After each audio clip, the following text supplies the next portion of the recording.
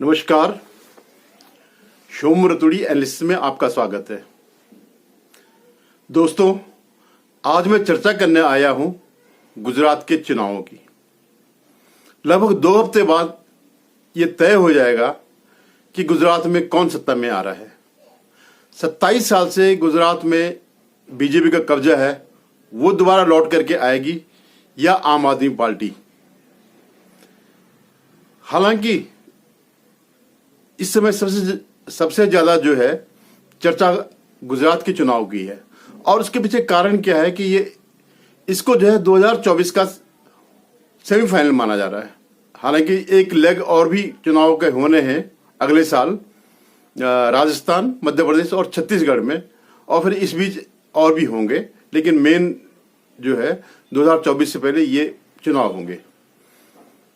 अब क्योंकि ये गुजरात जो है प्रधानमंत्री का जो है गृह प्रदेश रहा है और लंबे समय तक वे इसके मुख्यमंत्री रहे, प्रशासक रहे, और जो कुछ भी जिस भी गुजरात मॉडल की बात होती है उस पर ही उनकी साख टिकी हुई है। पूरे देश में जो चर्चा बनती है कि गुजरात मॉडल है, तो उसके पीछे जो है ये है कि कितना सक्सेसफुल है। अगर इस बार दोबारा सत्ता में अगर बीजेपी अगर आती है तो उसका श्रेय जो है निश्चित रूप से मोदी जी को जाएगा, और अगर हारती है जैसे कि संभावना बन रही है तो 2024 का रास्ता जो है बड़ा मुश्किल पड़ जाएगा। अब मैं आगे बताता हूं कि ज्यादातर ओपिनियन पोल जो है वह इसमें बीजेपी को जो है जीता हुआ दिखा रहे हैं।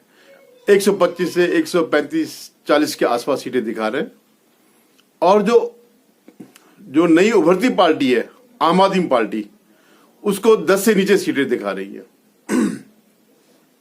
लेकिन मैं इससे कतई सहमत नहीं हूं। मैं उनके जितने भी ओपिनियन पोल है उनसे मैं सहमत नहीं हूं।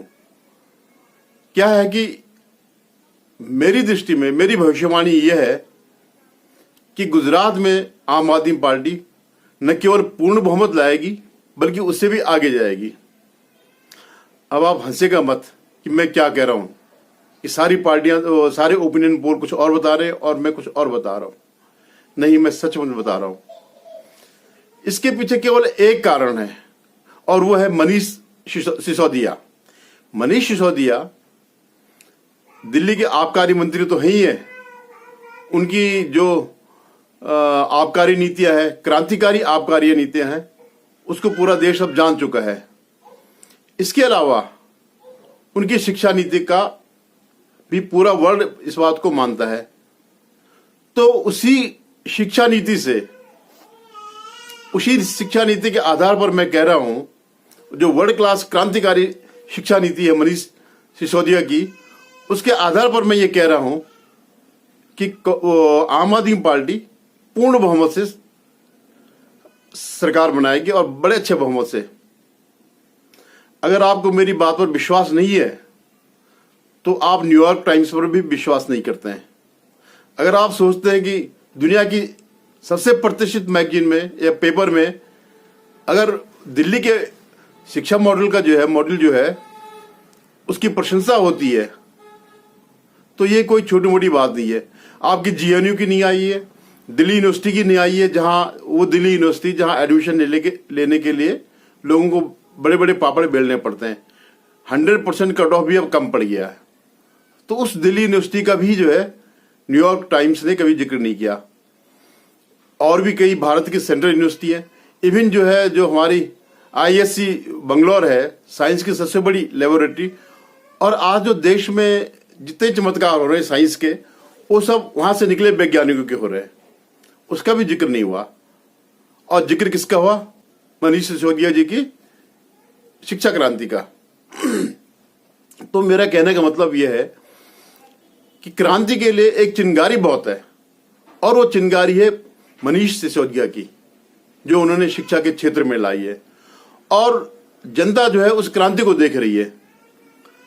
खाली केवल गुजरात की जनता नहीं, पूरे देश की जनता मनीष जी की क्रांतिकारी शिक्षा नीति को देख रहे हैं, और बार बार देख रहे हैं। जो वीडियो जो पब्लिक में जो आया है, पूरा देश देख रहा है। अब पहले आप जो है उसको जो है इस वीडियो को एक बार देख ले, फिर मैं आगे जिक्र करूंगा कि क्यों मनीष सिसोदिया जी की शिक्षा नीति।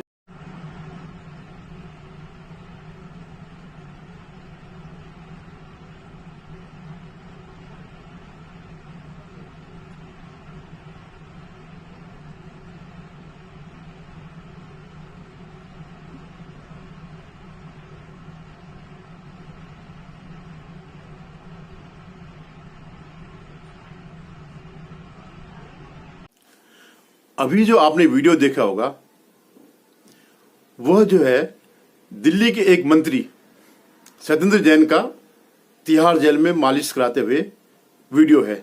और एक नहीं, कई ऐसे वीडियो हैं जो सीसीटीवी फुटेज जो आ रहे हैं वो हर दिन के नए नए उनके कारनामे आ रहे हैं। तो वो हमारे जो सिसोदिया जी है उनका ये कहना है कि मनीष सत्येंद्र जैन जो है उनको रीढ़ में चोट लग गई या समथिंग समथिंग कुछ इस टाइप का, और वो फिजियोथेरेपी करा रहे हैं। ठीक, देखिए में जो है, देखिए जेल में जो है जो सुधार होने चाहिए वो क्रांतिकारी सुधार जो है हमारे आम आदमी पार्टी की सरकार ने करके दिखा दिए। आज सत्येंद्र जैन जी एक पीड़ित व्यक्ति, एक बीमार व्यक्ति बड़े अच्छे अच्छे खाना खा रहा है। आम आदमी को शायद ये मुनासिब न हो, लेकिन उनके लिए जो है बहुत बढ़िया खाना आ रहा है, पौष्टिक खाना आ रहा है, जिससे उनकी सेहत बनी रहे। उनकी मालिश हो रही है और जो है फिजियोथेरेपिस्ट लगे हैं। तो ये जो है सिसोदिया जी ने ही बताया है कि वो फिजियोथेरेपिस्ट है। अब आप देखिए मैं क्यों उसकी बात कर रहा हूं, क्रांतिकारी शिक्षा नीति की बात कर रहा हूं। आप जान ही चुके होंगे, अब तक आप जान चुके होंगे कि जो फिजियोथेरेपिस्ट है ये एक रेपिस्ट है, जिस पर अपनी बेटी, नाबालिग बेटी पर रेप का आरोप है। और वो शख्स जो है जेल में जाकर के एक रेपिस्ट से फिजियोथेरेपिस्ट बन गया। तो ये किसकी कृपा से हुआ? ये मनीष सिसोदिया जी की कृपा से हुआ, उनकी क्रांतिकारी शिक्षा नीति से हुआ। अगर वो दिल्ली के अगर मंत्री नहीं होते, शिक्षा मंत्री नहीं होते, तो क्या यह संभव था कि एक रेपिस्ट जो है जेल में रहते रहते फिजियोथेरेपिस्ट बन जाता? तो बगैर, अब संभव है कि उसको अरविंद केजरीवाल जी उस रेपिस्ट को जो है सम्मानित करेंगे। और अच्छी बात क्या है कि जैसे हमारे कोर्ट कहते हैं हर सिनर का जो है भविष्य होता है, हर पापी का भी भविष्य है। तो ये जो पापी है उसका भी भविष्य है। और कोर्ट ने केवल सिर्फ इतना कहा कि हर पापी का भविष्य होता है, और सिसोदिया जी ने, केजरीवाल जी ने, सत्येंद्र जैन जी ने जो है उस भविष्य को बना दिया। कल के दिन कभी अगर वो जेल से बाहर अगर आएगा तो केजरीवाल जी को सिलाई मशीन देने की जरूरत नहीं पड़ेगी। उन्होंने उसको एक डिग्री दे दी है उनके शिक्षा मंत्री ने फिजियोथेरेपिस्ट की। तो अब आकर के मजे से वो जेल से आने के बाद उसका भविष्य सुधर गया। तो ये वर्ल्ड क्लास शिक्षा नीति है सिसोदिया जी की। और इसी से आकृष्ट होकर के पूरे देश की जनता की नजरें सिसोदिया पर लगी हुई है। हर राज्य कह रहा है भाई ऐसा क्रांतिकारी शिक्षा मंत्री हमारे पास क्यों नहीं हुआ, जिनके बखान हो रहे हैं न्यूयॉर्क टाइम्स से, अमेरिका में। और अगर केजरीवाल जी की माने तो दुनिया में कोई ऐसा राष्ट्राध्यक्ष नहीं है जो इनको नहीं पहचानता हो और यहां आने के लिए लालायित न हो, भारत में आने के लिए उनकी इस क्रांतिकारी शिक्षा नीति के लिए। तो इसी आधार पर मैं कह रहा हूं कि आम आदमी पार्टी आगे सरकार बनाने जा रही है। और अगर आप केजरीवाल जी पे विश्वास करते हैं, आम आदमी पार्टी पे विश्वास करते हैं, तो वो बता रहे हैं कि हम 100 तो कभी के पार हो चुके हैं, 140, 150 के आसपास वो पहुंच जाएंगे। तो उनकी बात न मानने का कोई कारण नजर नहीं आता है। वो कह रहे हैं भाई उनको आईबी उनको रिपोर्ट करती है, सीआईए उनको रिपोर्ट करती है, तो उनकी बात को माना जा सकता है। ऐसे ही जो है आजकल वो, पहले आपने कभी सुना होगा ना कि पिक्चर हॉल में टिकट ब्लैक होते थे, तो ये लोग उससे एक स्तर ऊपर उठ गए हैं।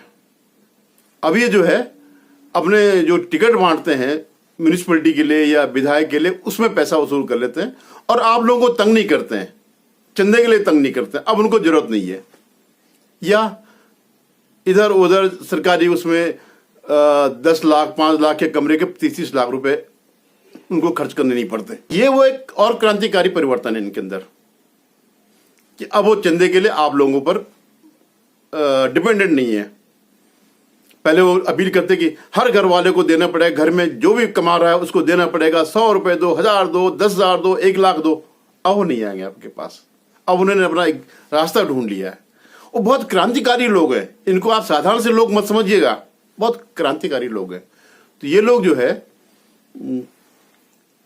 नए नए रास्ते अपना रहे हैं। अब वो जो आबकारी नीति के फेल होने से तो इन्होंने दूसरे रास्ते अपना लिए। बहुत इंटेलिजेंट लोग हैं भाई, आईआईटी के पढ़े हुए हैं केजरीवाल जी, तो ये इनका वो बनता है। तो मेरा क्या कहना था कि आने वाले भविष्य में 8 तारीख से पहले इनकी 3/4 बहुमत की सरकार बन जाएगी। उसके बाद तो अब जनता पर है, अगर जनता बेवकूफ होगी तो क्या कहा जा सकता है। बस आप इंतजार कीजिएगा 8 तारीख तक का, और तब तक इनकी सरकार के मजे लीजिएगा। धन्यवाद। अगर आपको मेरा वीडियो पसंद आया हो तो इसे लाइक करिएगा, शेयर करिएगा और चैनल सब्सक्राइब करिएगा। धन्यवाद।